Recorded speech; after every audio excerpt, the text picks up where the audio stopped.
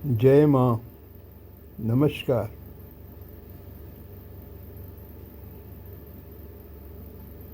संसार में बड़े बड़े सूरमा आए,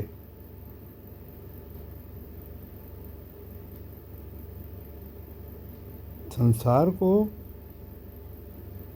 बृहद रूप से उपलब्ध किया, धन शक्ति अपार, प्रतिष्ठा अपार। परंतु ये कितने दुख की बात होगी कि मृत्यु के समय अपने ही परिवार के बंधन, मोह बंधन, मृत्यु को पीड़ाजनक कर गए।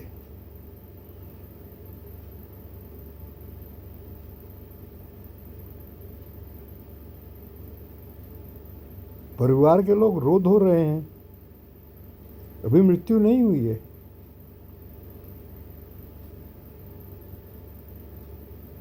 लेकिन मृत्यु वाले व्यक्ति, जिसकी मृत्यु होनी है, मोह की पीड़ा के कारण प्राण त्याग नहीं हो रहा।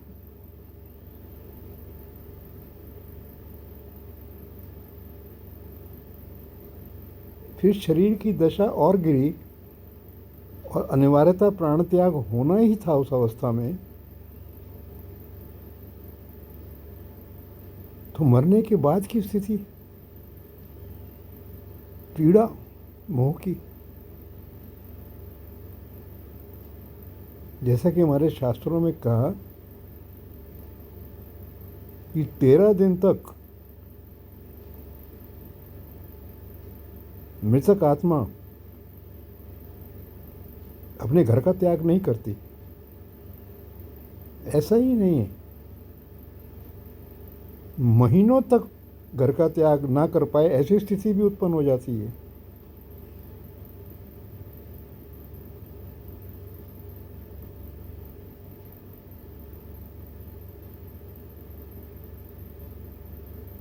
वर्षों तक ये मोह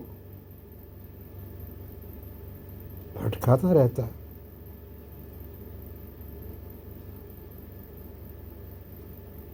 और इसमें यदि आप कल्पना करें कि अपने पिछले जन्म के परिवार जो उन्होंने छोड़े, जब मृत्यु हुई, उनके मोह ने भी आक्रमण कर दिया। जिस जन्म में मृत्यु हो रही है उस जन्म के मोह का आक्रमण तो चल ही रहा है। पिछले जन्मों का जहाँ तक याद आई आत्मा को, वो आक्रमण भी कर जाएंगे। आप उस भयावह स्थिति की कल्पना नहीं कर सकते।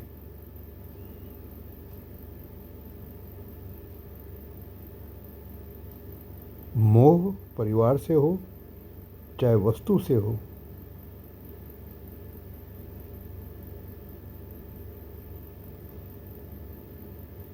दोनों ही घातक हैं।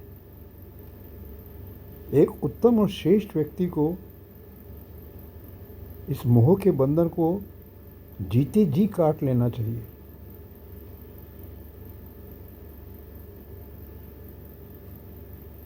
माँ के जीवन में तो ऐसा हुआ कि कोई सिद्ध आत्मा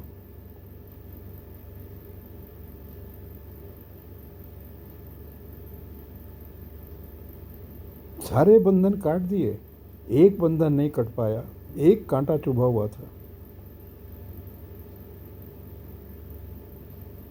और उस कांटे को निकालने के लिए वो खुद सिद्ध सक्षम नहीं था। श्री श्री माँ की प्रतीक्षा करी उसने। 1000 वर्ष तक घूमता रहा।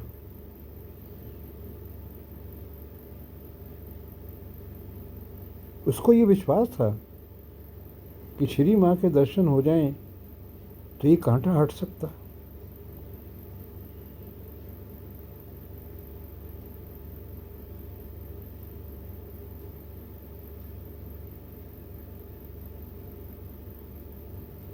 एक 1000 वर्ष तक एक विशेष स्थान पर वो श्री श्री माँ के आगमन की प्रतीक्षा की उसने।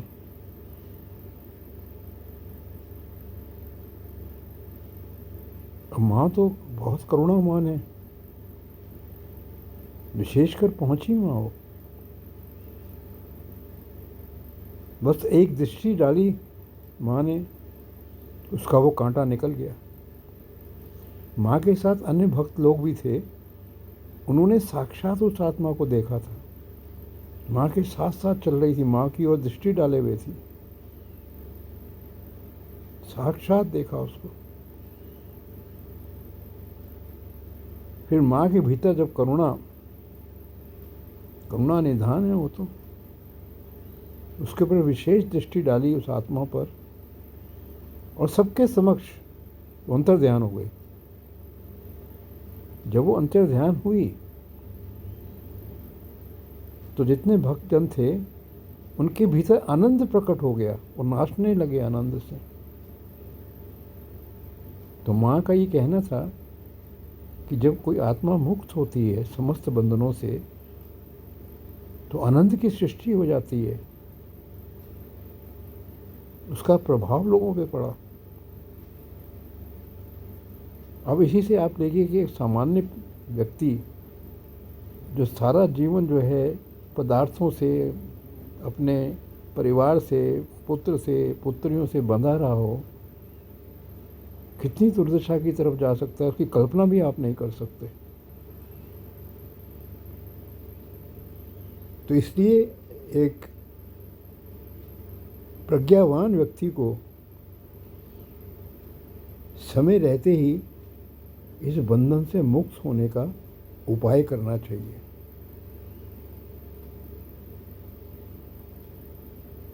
ईश्वर के प्रति निष्काम प्रेम, जैसे पूर्व में भी कहा, ईश्वर के चरणों में समर्पण,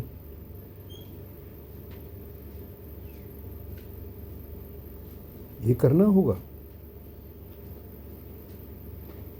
नहीं तो अंत समय इसी को भयावह कहा गया, भयानक अंत। शरीर का चले जाना, नष्ट हो जाना, ये भयावह नहीं है। शरीर तो पंचभूत, एक मिट्टी का बना हुआ, चला गया तो कोई फर्क नहीं पड़ता। लेकिन जो जीवात्मा उसके अंदर है, उसकी कष्टमय यात्रा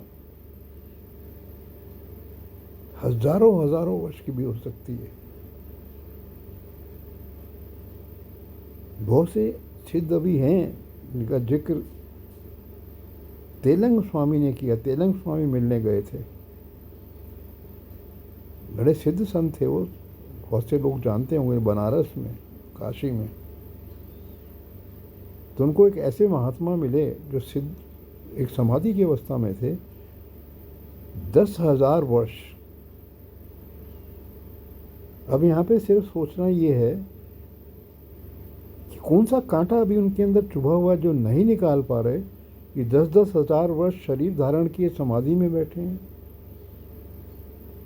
उनके पुस्तक में इसका उल्लेख है, तेलंग स्वामी, उन्होंने इसका उल्लेख किया।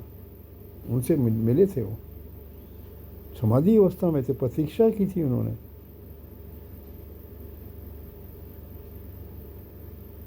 तो 5,000 वर्ष बैठे हुए भी हो सकते हैं, 1,000 वर्ष शायद उदाहरण स्पष्ट लोगों ने देखा ही। तो मृत्यु उपरांत की दुर्दशा इतनी भयावह है कि मृत्यु से पूर्व की दुर्दशा तो कुछ उसके सामने अर्थ ही नहीं रखती। वो तो शरीर रोगी है, तड़प के चला गया, समाप्त। लेकिन जीवात्मा की क्या दशा होती है, ये तो जीवात्मा से पूछो। कई योनियों का वर्णन फिर किया गया, कोई पिशाच योनि है, प्रेत योनि है, भूत योनि है, किस किस योनि में फंस जाना होता। जब श्रेष्ठ मानव योनि में वो अपने को मुक्त नहीं कर सके, तो भूत प्रेत पिशाच योनि में क्या अपने को मुक्त कर पाएंगे? असंभव, और असंभव हो गया। रोते हैं वो, चिल्लाते हैं। इस दशा तक पहुंचने से पहले मानव जीवन हमें, हमारे पास उपाय है, हमारे पास प्रेम, करुणा, समर्पण, ईश्वर के प्रति प्रेम, माँ इसको बार बार इशारा करती रही। ये सिर्फ मैं नहीं कह रहा हूँ, माँ ने इशारा किया है।